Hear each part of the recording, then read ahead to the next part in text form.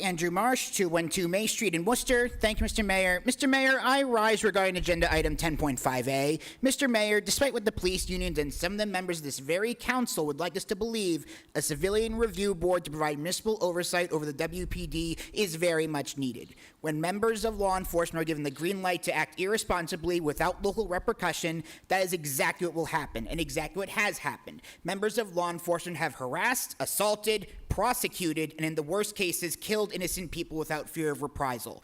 One need only look at our history of lawsuits to know that.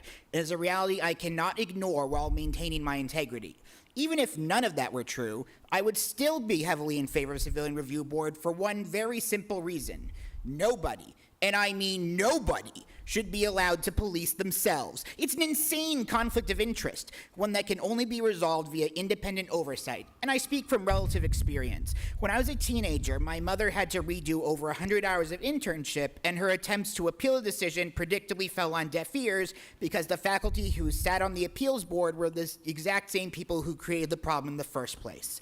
A police department is supposed to be a public service, which means they serve us, we don't serve them.